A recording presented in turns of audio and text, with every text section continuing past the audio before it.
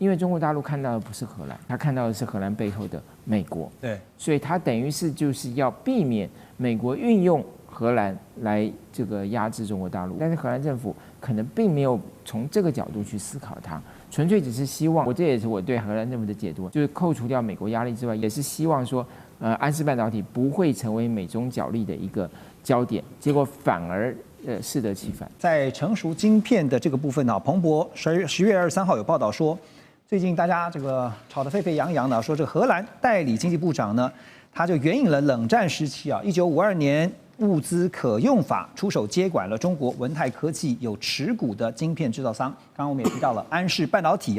还罢免这个安氏的执行长张学正。北京方面立刻就祭出了反制，就是什么呢？切断中国广东厂跟荷兰母公司的营运联系，并且呢恢复向中国大陆国内供应半导体，所有的销售呢也都必须以人民币结算这样的规定。好，所以邱老师看到这次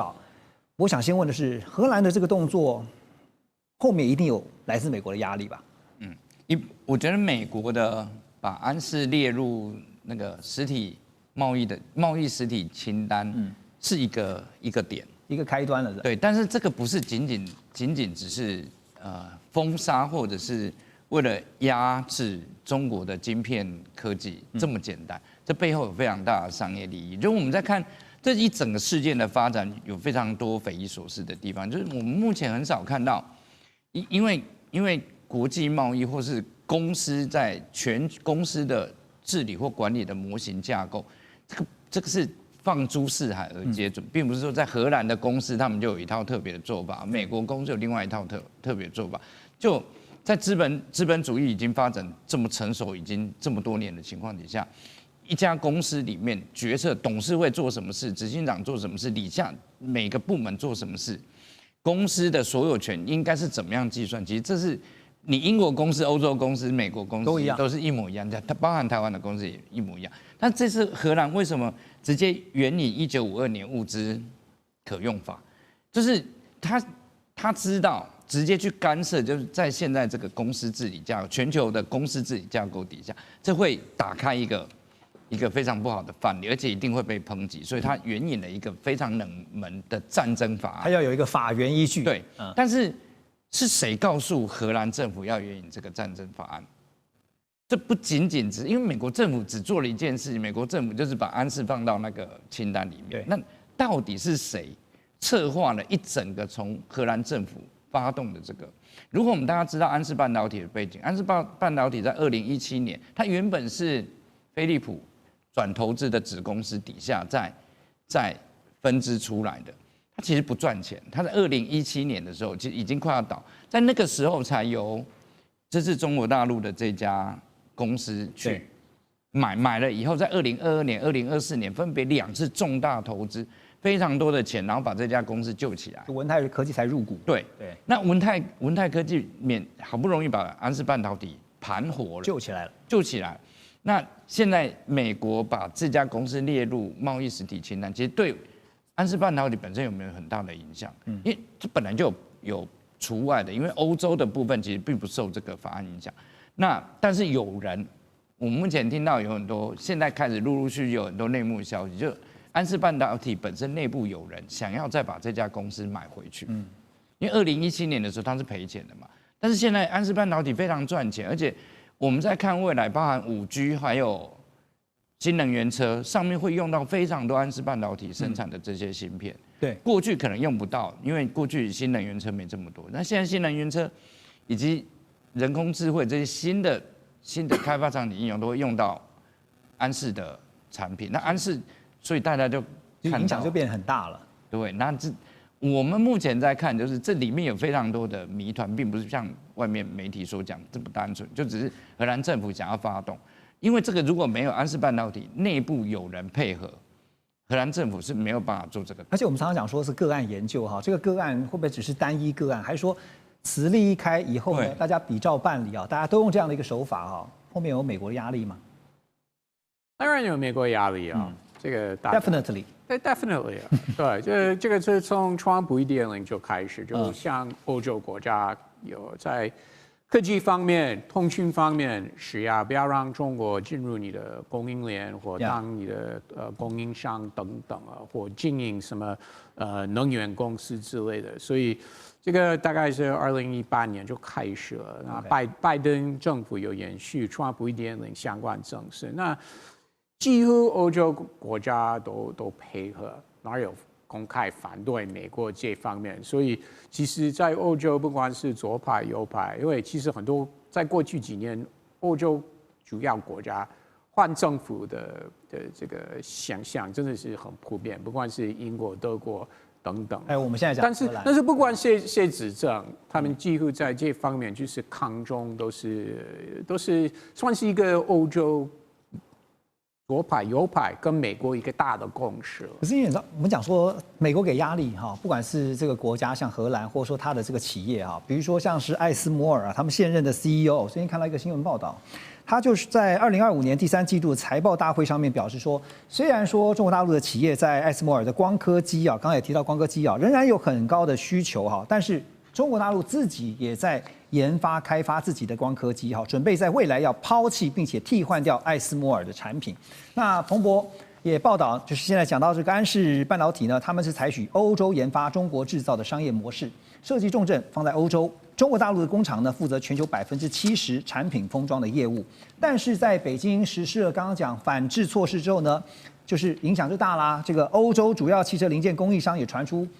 最快1个礼拜之内就可能面临晶片断料哈，所以你看像是福斯啦、宾士啊都传出灾情啊，希望真的不要越走越坏。好，所以也看到了荷兰总理就出面，管家表示说，哎呀，荷兰政府啊出面来接管安氏半导体的行动，不是针对中国大陆的啊，不要误会啦啊！中方呢现在就要由他们商务部长王文涛啊，预计在新的一周要进到这个布鲁塞尔去进行会谈啊。所以其实荷兰政府在出手前，难道没有想过，就算来自美方的压力，没有想过这后续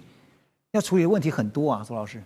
我认为这个很显然是荷兰政府的一个错误的计算哈。我想我们先把这个故事的来龙去脉简短讲一下。安氏半导体的这个持股公司是这个文泰科技，文泰科技在2024年12月就被美国制裁了，所以当时文泰科技怎么做呢？他就把他的，因为文泰科技其实这家公司是全世界第3大的这个所谓的代工厂，就是手机代工厂，它是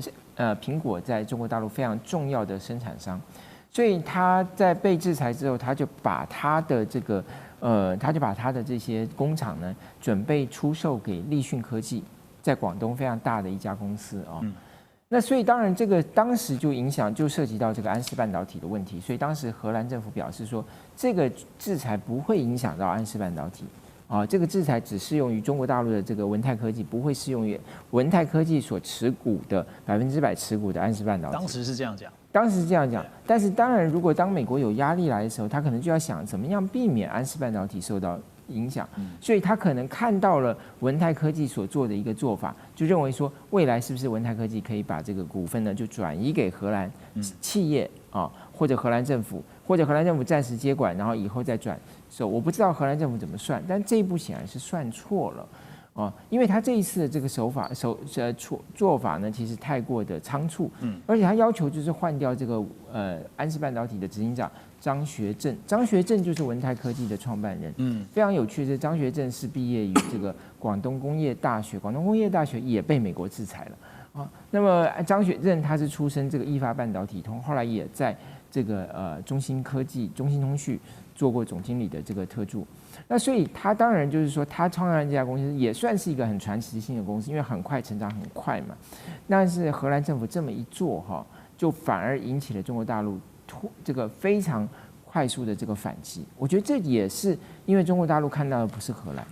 他看到的是荷兰背后的美国。对，所以他等于是就是要避免美国运用荷兰来这个压制中国大陆。我觉得中国大陆的思维是这样，但是荷兰政府可能并没有从这个角度去思考它，纯粹只是希望当然这也是我对荷兰政府的解读，就是扣除掉美国压力之外，也是希望说，安氏半导体不会成为美中角力的一个焦点，结果反而适得其反。这不是已经 too late 吗？已经晚了，误判已经晚了，已经。我不会说误判，但是问题是这个已经是变成欧欧美之间针对中国的一个重要议题了。对，所以已经 too late， 真的 too late。对，所以现在不管是借刀杀人也好，或是隔山打牛也好，就是间接的施压给荷兰，让荷兰去来对付这个刚刚我们讲说文泰科技在安氏的持股的这个问题。那对美国来讲没有差，因为影响的不是荷兰吗？美国对这些就是跟中国有关科技的相关出口限制，或像不管是 ASML 或去日本相关公司是啊，美国都是以一个大动作的正式方法来实行正式了。他们不会，目前美国不会考虑哇那个是旧科技了，成熟科技了。虽然我们都会认为，那 Xperia 安氏的这些晶片就是提供给汽车。不是提供给解放军的最新科技了，对，应该没有关系了。我的意思是，但是美国的政策都是第一个动作就是好大的动作，通通全部都禁止了。对，我的意思是说，不管光科技也好，不管是现在提到的说这个相关的这个晶片也好，它影响到的是荷兰的出口，但是对美国来讲没差，影响的是你荷兰，不是我美国，不是吗？我觉得这个。美国不是这样考量 ，OK， 美国就是考量中国手上到底有没有什么样的科技，这是美国要所以透过各种的管道想办法，就是达到我们刚刚讲说唯一。当然美国的想法是我们美国要永远领先，所以要禁止就禁止。我说什么设备或软体输出到中国去，要禁止就禁止，这个是目前美国的政策。所以我刚刚说，美国都是以这个概念来实行政策，不会考虑到那才是旧科技啊。所以简单来讲，美国逻辑就是为达目的了。所以黄仁勋常常批评啊 ，OK， 对不对？他常常批评说，我们要为了维持领先，不要禁止旧的比较成熟的。科技输出到中国，他说这个是没有关系的，是商用的科技，不用担心的。Ross 讲到了美国的逻辑思维，最重要的就是要维持领先。中美大打经贸战的同时中国大陆在晶片技术上面又传出有了重大的新的突破。这个是北京大学人工智慧研究院的一位研究员孙仲，他所领衔成功。带着团队呢，研制出了一款基于组变记忆体ReRAM 的高精度可扩展模拟矩阵运算晶片。那首次呢，在这个计算精度上面达到了可以和数位计算相媲美的水准。在大规模讯号侦测这些相关运算当中呢，这款记忆体的效能也比现有的 GPU 要提升100倍，甚至号称是有1000倍啊。另外呢，武汉大学专案研究团队也宣布，在北斗高精度定位和授时晶片研制，还有就是通导遥一体化应用的领域有重大突破，研发出了北斗高精度定位 SoC 晶片跟这个室内室外无缝定位的模组，打破了高通还有博通这些国外大企业的技术封锁。现在看到就是说，包括北大、武汉大学这两个团队在晶片研发上面纷纷传出这样的一个突破的消息证明了是不是说中国大陆的晶片技术确实，我们常常在讲说只是时间问题那骆老师怎么看也代表的是不是说美国先前我们所提到小院高墙、围堵、封锁，其实效果真的不大。在这里我们必须肯定中国大陆它在理工这方面的发展确实是越来越进步。中国大陆一年有200万以上的理工系毕业的大学生投入的这个职场，所以对于它的 AI 的这个发展跟晶片设计的确是有很大的加分作用。那美国我们知道在半导体领域里面，没有一个国家能够掌握全部的供应链。美国在 IC 设计它是最强的，台湾在晶圆制造最强。日本在这个特学化用品不错，荷兰在这个设备是很强的，那南韩呢是在记忆体是很强的，没有一个国家能够主导所有半导体的供应链。所以那中国这样的一个发展出来，表示它在自主设计跟材料创新里面获得一个很大的突破。如果将来真的能够运转量产，那的确是在 GPU 里面是一个很大的突破。可是中国还是要面临一些问题，第一，它还是没有办法生产最先进的晶片，7奈米以下的，它现在还是没有办法。它目前还是输给我们的台积电，还有日本，还有韩国的三星，这是无可厚非的。第二 ，EDA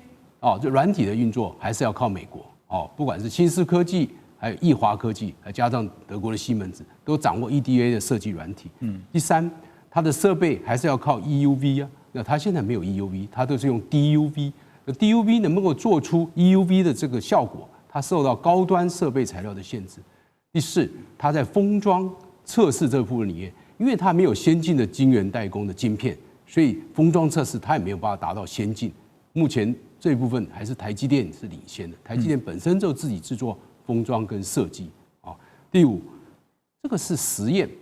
哦，这个是不管是北京大学、武汉大学，它是一个实验，它也没有办法达到量产，它有没有做出很好的良率？它怎么能做出一个整个生态系？这对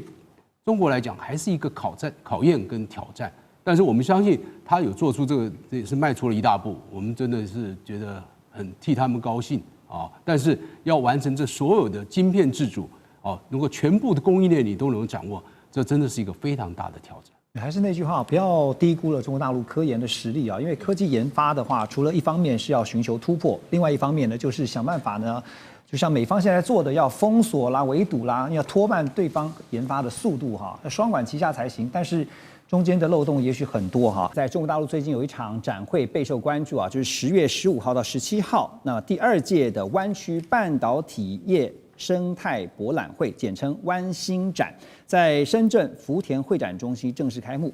来参加的有蛮多的国际企业啊，包括像是我们所熟知的艾斯摩尔，还有泛灵半导体、住友化学、日立等等哈。那中国大陆的半导体新秀新凯来也有参展，而他们旗下的万里眼技术有限公司呢，也在这次的展会当中出现。网络有资料显示啊，新凯来呢，他们是出自于华为2012年实验室啊，是由深重投啊，这个深重投是简称啊，其实它的全称是深圳市重大产业投资集团有限公司，是全资控股的，它是一家100%国有企业。那么新凯来官网的介绍呢，它的全名是深圳市新凯来技术有限公司，他们的目标是致力于半导体装备跟零部件、电子制造设备的研发、制造、销售以及服务。不过这个更专业，这个进一步要请姜老师带我们来看了，因为现在最近提到了半导体，尤其说这未来会是大陆之光的，就包括像北在上海这边有宇生亮，然后呢。南有新凯来，不过新凯来的宇生亮也是新凯来的子公司嘛？是这样，先这样说哈。为什么今天会跑出这间公司来的话，主要还是受到美中贸易战。那其实就是因为我们要做先进制程，就是3点，就是我要新材料，我的制程微缩，然后再就是我的先进封装。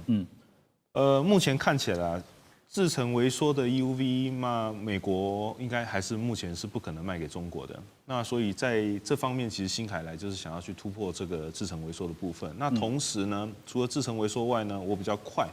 可以达到比较好的效能的话呢，我只能走先进封装，走封装嘛，哈。新凯来的设备你去看，它其实就是遍布于这几个刚刚提到的3大领域里面去走。它其实你发觉它的产品代号蛮好玩的，就是所有的群山啊，什么赤霞山、武夷山、峨眉山、三清山、普陀山哈，就是有山有佛菩萨什么东西，就世界大战的感觉。可是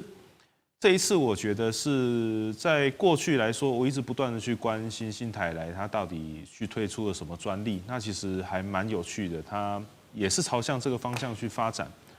但是经过10月15号的这个展一展的时候，发觉很好玩的事情，新凯南概念股啊，竟然跌了10%。原因是什么？原因是其实我有一个朋友有去看展，他发觉说都是模型。那我觉得第一个，因为他今天是受中国的重点业务也扶植，所以他必须得在很短的期限内拿出一个成绩。那我一直常说，其实，在半导体，它在开发设备，它有一个周期。以某一家公司为例的话，就是我要先3年的 demo， 然后再到他们的那个测试的一个 committee 里面，之后再到3年，3年完之后再试量产再3年。其实整个设备的研发期程要10年。以台湾来说的话，那新凯来在这么短的时间内，因为其实中国从古往以来，他们包含很传统的工具机，他们其实都是习惯用逆向的方式。那也许我在短时间的突破没有问题，可是我真的要完成整个子系列的世代的话，我还是需要给他一点时间才有办法。所以江老师您怎么看？因为这次展会，新凯莱特别有号称说要端出31款新发布，而且要实施量产的。他说未来要实施量产的半导体相关设备那覆盖晶片制造5大核心技术。因为其实刚刚也跟主持人报告，就是其实我对这个非常有兴趣，所以有请人家来看一下说，因为我有去看实际的展啊，然后后来发觉都是模型，其实大家我觉得投资者一看也是模型，我觉得所以导致说它的整个概念股整个崩盘崩10%，15号到现在。好，不过现在看到说新凯莱它的这个股权架构，我们来看因为它是100%的国有企业，然后呢，它号称是拥有中芯国际、长江存储，现在已经有100亿订单了所以说650亿的这个估值因为它是外界给它估的这个价值大概有650亿哦。那大陆国产设备国产率就是国产化的这个比率呢，希望从现有的5%要提升到60%我们要讲的一件事情就是大陆的晶片自主化，也就是呢，大陆因为现在被美国封得死死的当然也许有漏洞，可是呢，不管怎么样，他已经知道他必须要走出自己一条路。所以聂老师怎么看到大陆自制晶片的国产化的这个比例不断的提高，其实就是在提高自己的自给自足率嘛那在没有办法进口被美方这样子围堵之下，这个也是必然的现象但怎么样看我们现在在讲的这个新凯莱的技术水准因为刚刚江老师也特别提到说，这次展会当中大家看到是模型，可是也许是他先给大家看模型，但是他私底下，因为他也怕美国人在看，不是吗？我是不知道是不是模型不过我想请教主持人一个简单的问题请问大陆要自主化什么时候开始的？你觉得呢？当然，习近平上来之后，他们有非常多的大动作。我先讲有钱能使鬼推磨。请问一下，新凯莱是什么时候出来的？他在2012年，当时是哪一家公司里面的实验室？华为。对。他出来之后呢，好，2年后，中国做了什么大动作？大扎大经济一起计划，1387亿，为了什么？就是要大肆扶持半导体晶片。那你刚刚讲深重投，全资控股，我跟你讲，他们是大量在做。当然，你也知道，当川普在打了1.0版，在打这个中国晶片的时候，因为他当时的版本就是抓着你的 China Creation 2025， 中国制造2025，在2015年写的文本。你要知道，这前一年就是2014年，非常多的大师在2013年，他们到德国汉诺伊参加了汉诺伊的自动化会议，回来以后直接跟德国签了中德工业4.0，是这个是他们开始要起飞科技的那个起点。那这个前还有历史，就是我那时候也在另外一台有台里面讲，在10点在创富新闻每次在讲什么，讲华为、中兴一直被美国挡，为什么呢？奥巴马已经受不了这2家这么厉害的公司一直要吃他们的路由器当做网路，这2家公司他们号称不管华为是不是号称民营，但里面的实验室当中国就要扎钱，所以就把它抽出来，在2012年都在那时候拉出来以后就重资投入。我先跟你讲中国在丢的时候，因为美国就要质押它，所以在2018年质押之后，2019年他丢第2期的大经济计划，去查就知道2000多亿。现在因为这一次打越烈，才2023、2024打了3000多亿。中国有没有在进步？其实经济可以打，它的规划5年规划可以，科技太难了。就像刚刚讲的说，你制程不是那么容易。可是有钱人使鬼推你看这次接的那么大订单，中芯国际从2001年是台湾人嘛，张汝京股票被卖了以后，带了他德州仪器的一些教会朋友去成立了一个公司跟上海实业，现在25年了。他有没有成就？也有啊！你看那个 Pro 这个 Pro 60，以前那个不是美国商务部长去的时候，华为秀他一个手机，说你也做到7奈米啊。他们也在做，但是他们的技术或良率什么都还是有一点需要考验。我是觉得新凯莱，你看这次接到他们的100亿大订单，长江储存、中芯国际，我跟你讲，他们也有算是有个 ecosystem， 也就是他们的产业供应链，其实也已经俨然形成了。是。我跟你讲，我是这样想，可能我比较过于乐观，不管模不模型我是觉得这种现象很可怕，也就是他们在，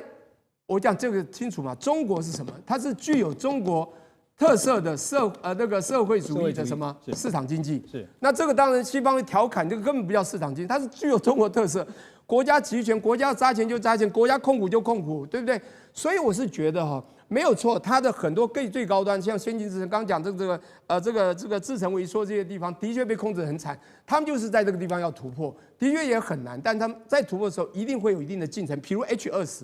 H100你给我，你不要，你设计了一个算力降到28%的给了我。对，那时候我们还是想要，结果你来以后发现我们也有了，对不对？我们全部把你退回去。你问那个寒武纪这些东西，他们也都是差不多就把你退回去。现在你辉达啊，只要经过美国认可可以过来，他们几乎也不要了。所以其实技术上面不断的在追求突破哈。那这个技术部分呢，请教姜老师另外一个问题啊，科技媒体啊叫做 WCC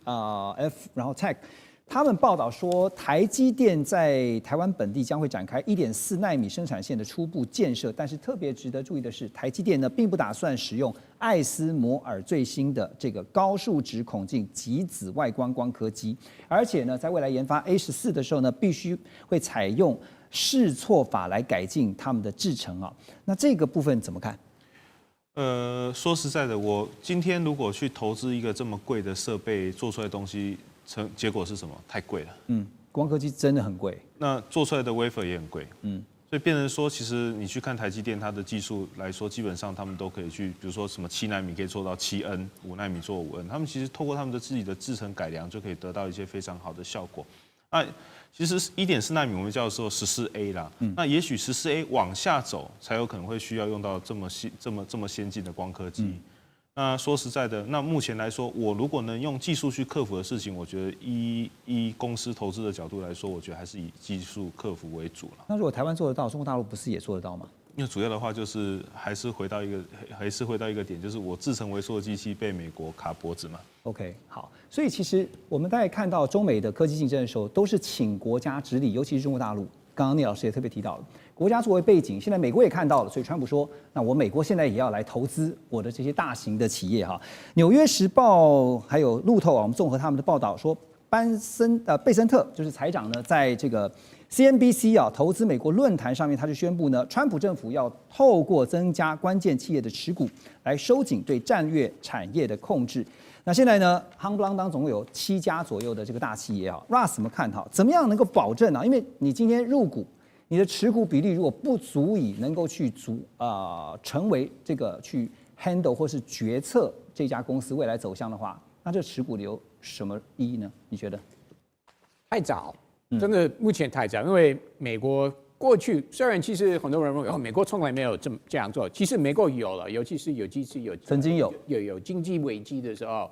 不管是40年左右，那个时候雷根总统也是投资Chrysler 汽车公司了。那2008年，美国政府也有直接来投资一些金融机关，对不对？所以不是过去美国没有这样做，但是那个时候美国做都是在 crisis 的时候。那这次虽然有贸易战，但是不是像那几次一个 crisis， 美国就开始投资。还是川普觉得现在已经到了 crisis 的时候？他也没有这样讲了，对不对？Everything is okay， 所以他不会说现在是 crisis， 只要他在执政就不是一个 crisis。那你觉得对不对？但是我觉得问题来了，因为川普政府只会执政4年，对不对？所以他们就上下3年多。那到时候如果这些公司，不管是 MP Materials 和 Intel 等等，如果要增资的话，说他们向他们的股民、投资人说我们要增资了，那如果美国政府也持股的话，那美国政府会拿来钱，拿钱来增资嘛？这是很大的问号。但是目前我们真的不知道答案是。所以这个会是一个挑战，对不对？就是你说未来遇到刚刚你讲的那个问题的时候，如果好3年以后、4年以后 ，Intel 突然说因为市场情况等等的因素，我们要增资了。那美国持股那么多，那美国政府会立刻拿钱来增资吗？对，真的不知道。美中2强的争霸，未来主战场仍然就会是在科技这一块。不过呢，现在不只是科技里面的晶片，更重要的是人工智能 AI 晶片啊。华为先前喊出了，他们说在3年内希望要追上晶片的巨头辉达。不过呢，最近这个国外研究机构Tech Insight 他们最新的一个拆解报告出炉，告诉大家一个真相。他说，他们拆解了华为升腾 910C， 我记得看到的报道是如此说华为顶级 AI 晶片的核心组件，目前仍然高度的依赖台积电、三星还有 SK 海力士的技术跟制造。那这个报告呢，似乎也是想透过这个报道呢，浇华为一盆冷水这个报告当然显示是说，华为在核心组件上面确实存在着短板，而且也暗示了华为在架构设计上的自主性可能还有一段路。好，当然华为呢，当然知道短板是存在的，所以他们才喊出3年追赶哈。那所以这个3年是代表说他们预留一个战略的替代期嘛，这3年好好的想办法啊，猛追上。那所以我要问的问题是，陆老师，您觉得哈，华为说在3年内他们希望能够追上 NVIDIA， 就是辉达啊，他们必须先克服哪些难题？对华为来讲，这的确是它的一个战略性目标，而且3年追上是相当具有挑战性。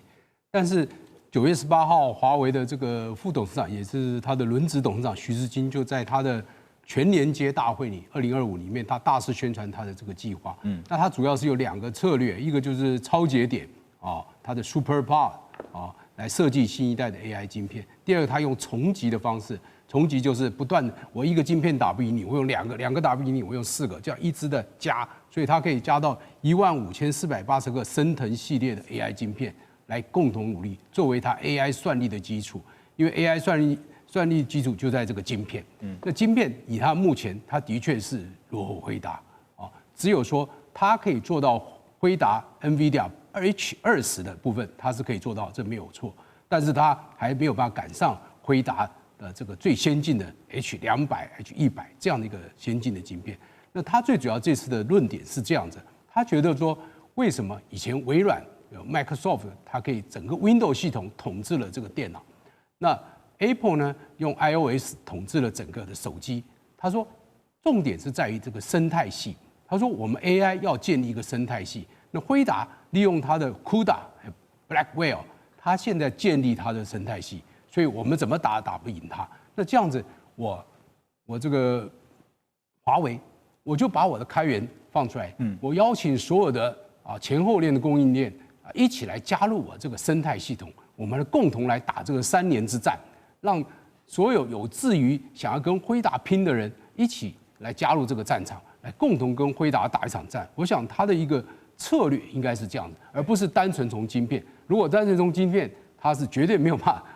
做出像台积电、三星目前这个晶片这个先进的这个制程，这是它第一个困难。第二个困难 ，HBM 超高频的这个记忆体，它到目前也是没有办法做。以中国大陆现有的长芯存储也没有办法做出这个 HBM 这样的一个高速的一个高量的一个记忆体，这都是它需要面临。但是他说我做不到没关系，我就把很多的堆叠起来。他说我可以用一个堆叠，第二个我用网路，我的网路比你强大。因为这个讯息还是要透过网络来传输，我用建立更高效的网络来赢你。第三，我还有中国政府的支持，政策支持，所以他用这3个想要跟辉达打一场3年之战。所以这也是我想继续问一下吴老师，就是说，华为喊出说3年内他们想要急起直追辉达当然这个是凸显出了一个就是时间的问题而已，就是说你给我时间，我一定追得上。可是除了时间以外，因为现在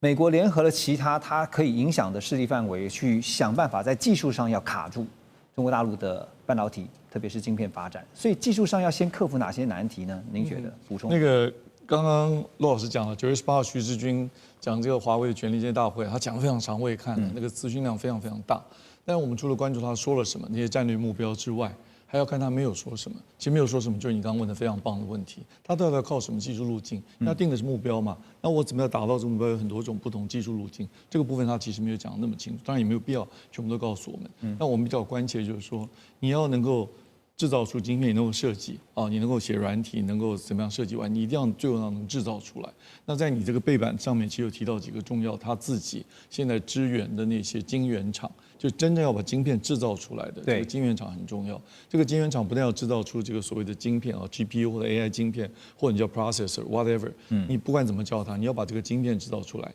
另外一个呢，就是刚刚讲的，你说长晶存储的 HBM， 不管是2、21或者是3，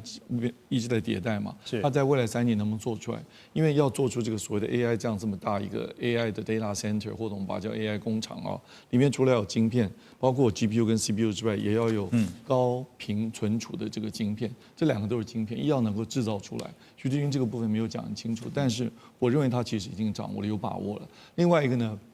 每一个这么大的 data center 中间有很多的机柜，有很多的这个刚刚讲重集聚集起来之间要联系，这个联系这一点，这个华为蛮厉害，因为他用电跟光，就我们现在叫细光子或者细光的这种原理啊，能够在中间的传输这个速度跟频宽加得非常快，速度变得非常快，用的不是光电，还要用上光。那这个部分华为其实绝对不比 NVIDIA 差，所以它意思就是说我不是只跟你单独只比这一个晶片 processor，也不是只管这个 memory 的晶片，还包括这个从聚集到以后中间的联系，这是 communication 或者 interconnection， 这个很厉害啊。所以他把这些部分都能够有把握，他才可以让3年之后我可以追上你。但他没有讲是我更关心，到底是哪些晶圆厂能帮他做呢？那这里面到底是不是已经有 DUV 呢 ？DUV 调制到什么程度，可以做到什么样的这个伪做的技术？这个是我们要继续观察。等一下特别要请教您 EUV 的问题啊，包括 DUV 跟 EUV 哈。那可是讲到晶片的部分，其实有一个现象哈，现在大家也注意到了，就是美国现在很头痛的是中国大陆的成熟制程晶片啊，他们的市占率现在越来越大，而且呢，最新的研究显示呢，66%的美国产品都在使用中国大陆制造的晶片。这些晶片都是我们现在讲的成熟晶片，所以呢，中经院的分析师跟预估说，中国大陆成熟制程的晶片制造，渴望在2年内就会取代台湾，成为全球第一的市占率哈。成熟晶片虽然说技术门槛不高，可是呢，像是工业上的啊，汽车、家电啊这些非敏感领域哈，都用到这些成熟晶片啊，制成这些晶片。那中国大陆如果万一掌控了主导权跟话语权，垄断了全球在成熟晶片的供应链的话，那么未来美国对中国的先进晶片制裁会不会反过来被钳制住？所以我们先请周老师带我们看哈，成熟晶片在这个中美竞争下，它的重要战略价值是什么？好，这个因为讲到晶片，这个吴老师也是专家。我刚才这个节目之前，我跟他请教了一下哈。这 CSS 的定义把成熟晶片定义成22奈米以上。那吴老师说，美国去设定的一个这个底线是14奈米嘛，所以中国大陆没有办法，就是基本上14奈米，中国大陆大部分的这个晶片厂没办法制造14奈米以下。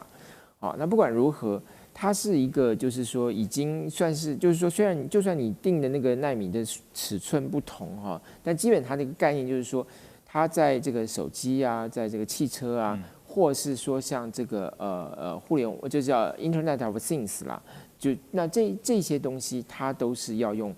成熟晶片，所以绝大多数我们的生活所需的这些晶片是来自成熟晶片，这是第一个。为什么它会比这些先进制程的影响力还要大？因为它的面向非常广泛。对，第二个，现在讲到就是说，未来美国会不会变成完全高度依赖？刚才这个何荣兄提到了66%，事实上这个数字我看是可以有的讨论的啊，未必真的是如此。为什么呢？因为现在大家对于中国大陆的制程到中国大陆的这个产能到底有多大？其实专家是没有共识的，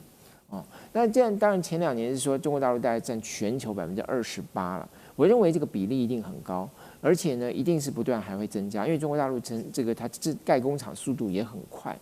所以它的成熟制程的产能不断扩大，这是事实。问题是大到多大，以及对全世界的影响，对西方国家市场影响多大，这就是一个问号。比如像说很多工厂盖出来，但是它到底能够生产多少片，它的良率如何，这个每一家工厂不太一样啊，所以这个本身能不能有一个精准的估算？你现在盖出来的时候，它是设定是说它能够产多少，可是因为这家新的工厂的产能，其他家的工厂可能也会调整，所以它是一个动态的过程。然后它真的是不是能够产那么多，以及产出来的良率，这是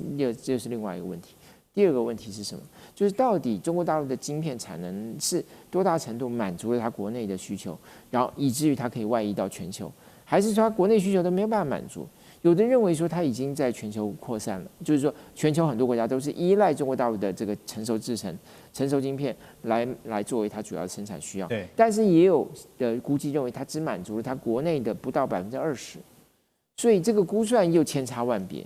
那因为它本身国内的这个电子产业或其他各方面产能也都很大，也都需要晶片。不过这个是凸显出刚刚吴老师也点到了，就是依赖的问题啊，就是当你这个比例越高的时候呢，未来被它钳制住了怎么办？所以，现在大家也在看是未来就是变成是美中2个大的这个架构，就是说2大就分得非常的清楚啊，一个是美国制或者美国盟友制的，对。我可以补充一下，刚刚左老师讲那个最近研究，你说66%，也许应该稍微再研究。这个数字是指说送到美国境内的那些电子产品，可能洗衣机啊、微波炉啊，其实通通算进去，里面的成熟制成晶片有66%在中国大陆制造，是指这个意思。因为晶片是一个中间产品，它不是个 final 的 product， 所以说呢是放到很多别的产品里面的晶片。对，那中国大陆这个，所以你回到你刚刚讲外溢啊。这个就是中国大陆制造全世界各种的 devices， 它放在里面的晶片，它当然会外溢到外面去，是透过这个途径，而不是直接它出口卖到别的国家，你再做这个产品。所以要看你从什么角度去分析这个数字呢？是吴老师，我继续请教你啊，因为刚刚我们讲到的是成熟晶片哈，现在高阶制造这一块哈，因为中国大陆现在被认为说有一个秘密武器，就是他们不断研发，因为他们现在这个DUV 啊，跟 EUV， 特别是 EUV 被卡嘛，哎呀，所以呢，有一家公司叫宇亮生科技啊，是成立在2022年，在中国上海浦东新区的这家科技公司，他们最近推出了新款的 DUV 曝光机。那一传出来之后呢，这个虽然说好，它还没有说办法做到 EUV 啦，但是已经被认定说可以支撑到5奈米的制程哈。这对于中国大陆的半导体产业来讲哈，就是说晶片自主化这件事情，确实是一个很令人这个振奋的一个消息哈。是。那这时候也看到德国蔡司跳出来，他们就说呢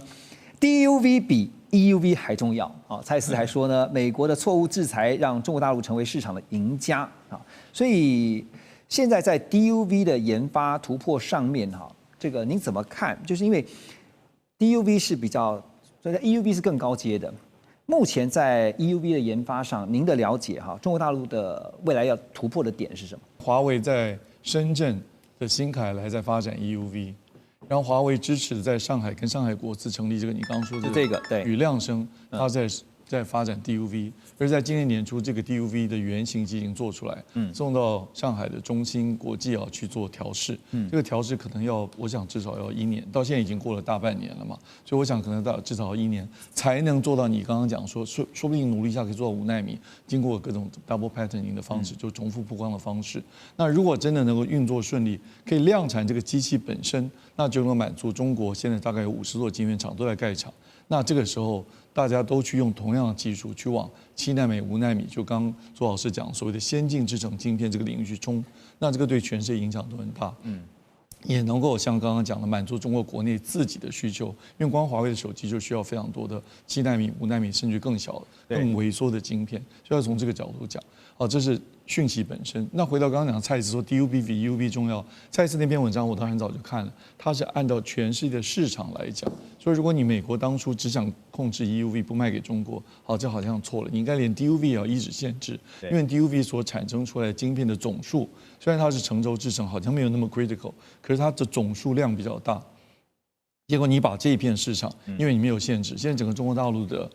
DUV 的总量从 ASML 买去绝对超过1000台，如果加上其他的什么测量机啊、步进机老的、应该超过1500都有了呢。是。那最近去年前年有大量采购，所以量很大，它就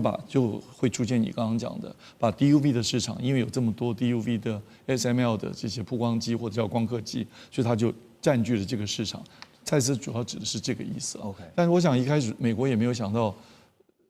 因为这个产业链真的是比较复杂，这整个供应链比较复杂。我觉得拜登那个时代，他的幕僚其实已经做了很缜密的规划，但大概没有办法看到这么远了。那等到这个现象出现，现在已经来不及了。对，因为半导体产业确实分工是非常精密跟非常的细，变化很快。对，光是这个 EUV 啊、DUV 哈，其实你会发现说。中国大陆现在要向全球表达一种态度，就是说，如果今天你卡我，那我实在没有办法了，我也只好自己想办法做出来。我们马上来看的就是华为最近他们公布了一个为期3年的发展愿景啊，这是在华为全连接大会的场合上面看到华为的副董事长，也是现在的轮值董事长徐直军，他在会中就向大家展示了新一代的 AI 晶片，还有升级版这个 SuperPOD 设计啊。那 SuperPOD 整合运算、储存、软体还有基础设施管理，在概念上呢，明显是致敬辉达的资料中心平台。说是致敬，其实呢，无非就是对标啊，就是辉达能够做到什么样的程度，我们华为就想办法赶上。好，这场大会的核心亮点呢，也在于另外一个，就是新亮相的 Unified Bus 这个互联协定。理论上呢，能够把多达15488组的升腾 AI 晶片串联起，变成一个庞大的系统。而华为也宣称呢，这项协定资料传输的速度将比辉达即将推出的 NVLink 144还要快上62倍。华尔街知名的投资机构 Bernstein 他们就分析说呢，虽然大陆业者整体效能现在看起来仍然是落后于辉达跟超微的，但是呢，大陆业者近年来不断的在追逐在寻求突破算力瓶颈的解方。像我们现在提到的华为就宣称呢，他们有能力可以把100万颗晶片从极化，来透过这样的方式追上这个跟辉达之间的技术差距。好，那我先请教江老师我们现在提到说 Super Pod 这个设计，因为这次看到在华为的大会上面有新一代的 AI 晶片，还有这个升级版的 Super Pod， 它的原理是什么？用比较简单的方式来说的话，其实之前应该是中国被美国制裁，不能去买比较先进的辉达晶片嘛。那其实在中国这几年来一直不断的想要去突破美国的封锁，以前是讲的小院高墙嘛。那一直不断的去试。那我们其实也尝试的去看中国的几间公司它的专利的状况。我们会发现到，它其实不只是在 AI 的晶片跟 AI 的设计上，它连在制程的设备都有在不断的去做自己的东西出来。那包含之前讲的新凯来等等等等。那其实这些公司它都是跟辉达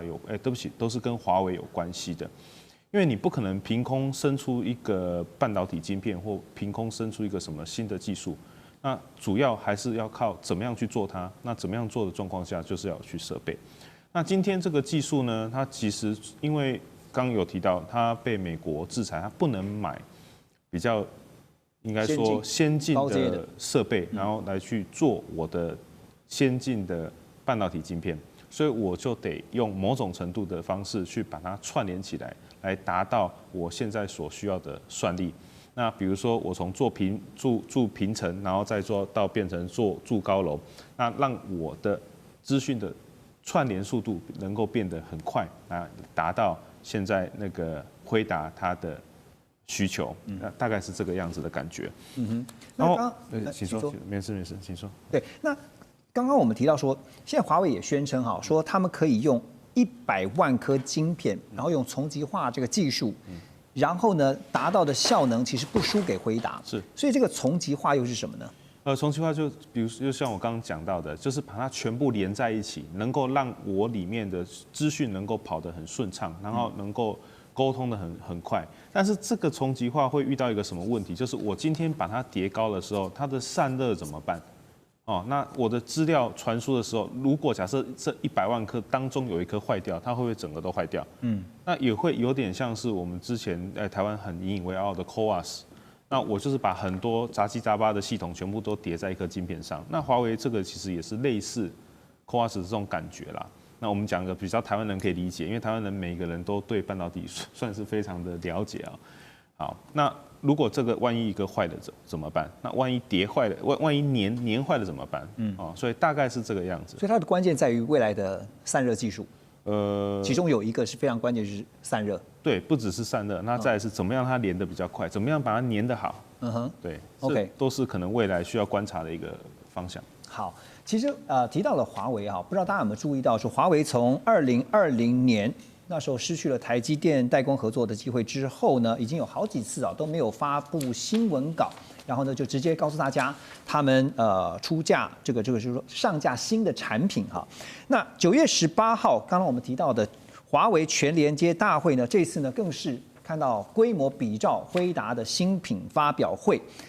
也大肆的宣传。而且呢，刚刚我们提到这位徐直军，他也详细的向外界来介绍华为的公司最新技术，而且呢，很高调的发布了未来整个华为的大战略跟大蓝图。好，那所以大使怎么看？因为当华为每一次有这样的一个重要的大会，美方也在看，美方当成观众来说，当然他不可能只是当吃瓜的观众哈，他们也看。那包括像是听简报的美国的商务部啦、国务院啦，甚至是白宫，川普也许真的没时间看哈，但是他会底下的这些幕僚会看。美方看到之后，您觉得他们会有相关的什么反应或动作吗？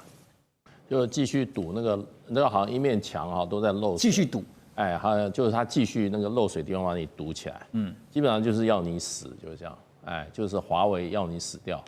那问题就变成华为也很带种，他跟美国对打的时候，他通常都说：“我告诉你我要怎么做，我告诉你我怎么做，我东西出来我也不藏着掖着，我就高调宣布，老子又突破一点了。”他就这样子玩啊。你美国对华为今天制裁10年前就开始啊，华为当初那个手机，我当年在那个海外看到华为手机的时候，华为那个整个的它的那个趋势是怎么样？要把苹果都要干掉的。那个手机在那个起码我在纽西兰看到，哇，那个旗舰店那种开法，那个广告的做法，你已经感到说那个 Apple 的时代结束了。那当时就是美国人就开始把华为就是把你往死里打，连孟晚舟都给你抓起来了。对，所有的实体清单，第一个就是华为，什么都不给你。对，你根本就是被他连他的这个 Android System 他都不给你用，那就要你死啊！那华为就是靠着明着打。那当然就美国商务部来讲，他基本上还是在继续怎么样卡你这个发展的，就是说你致力发展的这个机会嘛。不前一阵才把这个 HBM 也给它禁掉了，对 HBM 也禁掉了，然后呢？下一步后，我觉得还会基本上还会对它的周边的公司啊，比如说啦，今天华为做光刻机的好几个公司，我听说有3个公司啊，它在列入实体清单，它去查你，不准卖嘛，它不准卖啊，你所有的这个技术、你的设备就技术把你卡掉，所以美国就是不断的卡你，然后呢，把你东西都明着来啊。那现在来讲，我觉得就是说。美国会发觉越来越可能，就是说，在实际上这个长远的来讲，对中国大陆来讲，你逼着它做全产业链的发展，对，不但所有的关键这个零组件它自己做，它连设备都得自己做。它本来还不会进军你这个设备，说半导体的设备，哎，你现在搞不好做连设备，你像他现在搞这个光刻机。没事就给你公布一下，我又搞了一个什么新的什么专利，我这个上海电子微电子又怎么样？我的这个哈工大又有什么？他就不断的在这边突破，所以我觉得就是说，美国跟国务院跟白宫基本上现在没有改的方向，就是继续赌它，继续赌，哎，看哪里有漏洞就赌它。大使点到一个重点啊，全产业链的发展是被逼出来的哈，所以不管是硬体也好，软体也好，特别讲到软体哈，这个 Android 不给了以后呢，华为自己就做了一个 Harmony OS 啊，鸿蒙的系统哈。那当然这个。接下来在半导体的竞争之后，现在看的就是 AI 的算力啊，尤其人工智能这一块，将来一定是兵家必争之地。阿里巴巴呢，也向市场传递了一个明确的讯号啊，在24号他们宣布要扩大 AI 云端基础设施的投资，说未来3年呢要投入将会有超过今年2月所设定的3800亿人民币的计划，而且呢要发布最新大语言模型 Owen3 Max。延续年初大陆国产 AI 模型的研发热潮，当然这个消息呢也带动了他们的 ADR 股价呢猛涨了8.4%，到了176.76美元。好，所以说这个看来啊 ，AI 不但会是中国大陆经济产业成长的引擎哈，也会是 A 股的引擎吗？那这两者之间有什么不同？聂老师，你的观察？当然，我们股市是经济的橱窗，大家都是全民运动嘛，这两者本来就是很互动的。那 AI，我们大家都知道 ，AI 是我们的未来，你懂 AI 就有未来，对不对？AI 很清楚嘛，我们从数字来讲，只要你 AI 推动了整个这个产能的这个结构的变化，然后一直往上推动 ，GDP 一定会成长。然后它会有一个良性互动。它实体中呢，当你 AI 的这个实体经济成长之后，当然就会回来让我们的 AI 的这个未来的这个资本的支出会更好。而我们现在世界就是需要所有的 AI 的动能，因此呢，这个 image 被所有的在投资股民知道的时候，当然股市就会好。所以我觉得这两者之间呢，你说有不同吗？当然它是两个东西，但是呢，实际上在 AI 推动之下都会往前推。我们在经济学有个很有趣的东西啊，叫做 economics push， 就经济推动，把这个我们股市也可以推动，房地产也可以推动。现在啊，我觉得全部改了，就叫什么东西？什么 push 呢？就是 AI push。只要 AI 好 ，GDP 会成长，我们股市也会增长。但是股市比较不一样，股市是短波的，有涨有跌啦。这个我们说股民一定是要抓到所谓的好的时机进场才对。我们讲 timing 嘛，就择时很重要。当然现在择股，大家很多人都已经投向了在跟 AI 相关的股票了。OK，